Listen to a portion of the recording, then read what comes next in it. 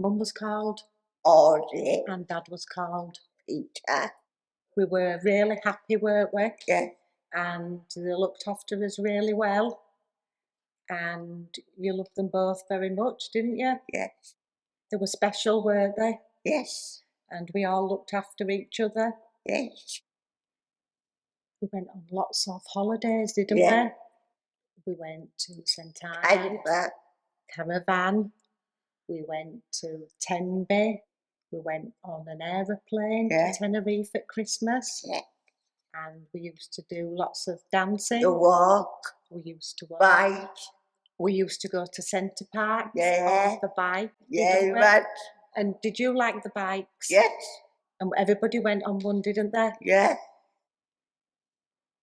Dad used to tease you a lot, didn't he? Oh. Dad. And you had a laugh with him and a joke. Yeah. And you used to tease him back, didn't you? Yeah. Mum would get cross with him. You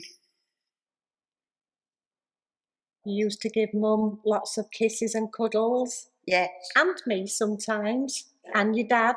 Yes. Yeah. You loved them all very much, didn't you? Yes. He was 64 and he was well running, it wasn't he? Oh, me. And he was diagnosed with pancreatic cancer. Yeah. And he was in hospital for 4 out of the 5 Yeah. months. Yeah, he was so well, and then in the April, and then he passed away in the October at home. On the night that our dad passed away, me and my mum were with him, and Ruth had already gone to bed. And after he'd just gone, my mum brought Ruth back down, and you gave him what did you give him? Kiss. It was sort of just so sudden. When Dad died, who did you live with? Mum. Mum. And you still lived in the same house, didn't you? Yeah. And you and Mum did really well, didn't you? Yeah.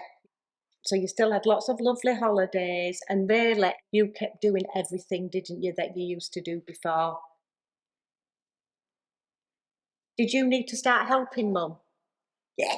Because what couldn't she do? Not that ready. She couldn't get ready properly. And what else couldn't she do? She couldn't make the tea and things like that. Then one day when you came back from the day centre, what was at the house? I think it's And what had happened? And they were just putting Mum in the ambulance, weren't they? To take her to hospital. Yeah.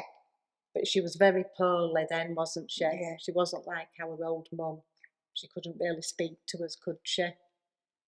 And then, can you remember then, for the next 4 days, did we go see her in hospital? Yeah. And what was she like? Safe. We went every day, didn't we? And we sat with her. I said, I don't think Mum's going to be here very long now. You can either stay with me or you can go into respite. I found it very hard to make a decision, really, whether Ruth should stay with us. So I gave Ruth the choice in the end of what she wanted to do. And it was a definite she wanted to go to respite. So I thought it was best, whether rightly or wrongly, to let her do what she wanted to do. And my mum hadn't woken up or spoken for 4 days. And we decided to keep everything as normal for you as possible, didn't we? Yeah. I'd already prepared Ruth, and I came and told you, didn't I, what had happened? Yeah. And the staff there were amazing. They really helped you when we lost Mum, didn't they? And made you feel happy and secure there, didn't they? And talked to you about what was going to happen. Because after Mum died, what happened straight away when you came home from respite? Where did you come to live? You were coming to live with me, weren't you? Yeah.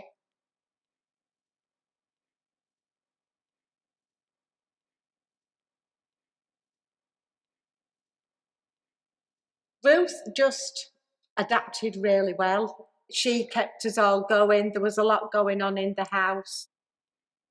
I started realising how hard it must have been for my mum after my dad had passed away, because she did come and stay a few days, but once you've got somebody like that all the time, you have to adapt so many things in your life.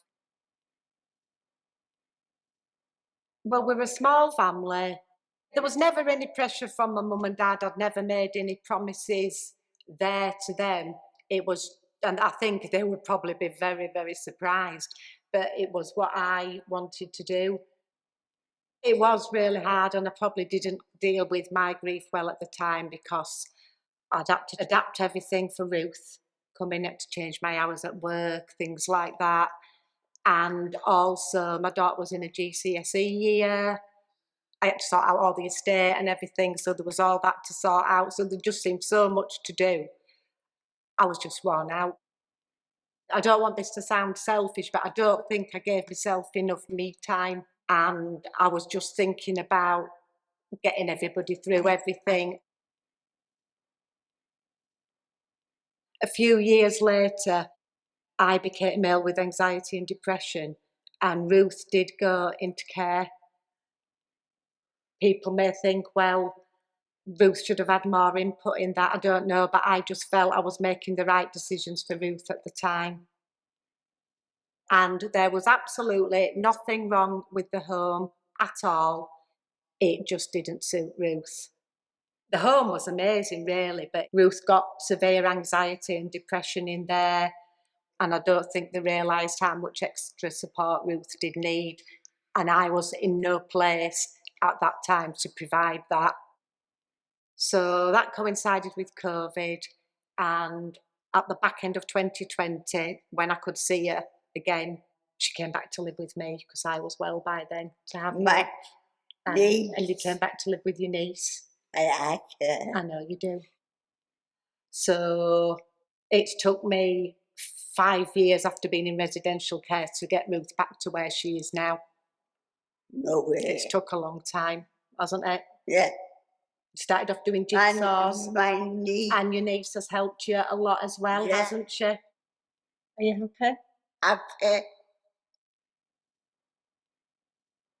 I think you've got to go with your gut feeling about doing what you think is the right thing for the person who you're going to support, because there's no, what's the word? There's no one route fits all. No, And I just knew that Ruth would thrive best in our family environment. I think it's taught me what's important in life. You've got to focus on yourself a little, otherwise you do get run down, exhausted and tired. You need that time away, which I know now and I do have. I probably wouldn't do it any differently. I'd probably still take Ruth on, but I'd probably try and do things at a bit steadier pace, and know that some things had to give a bit more.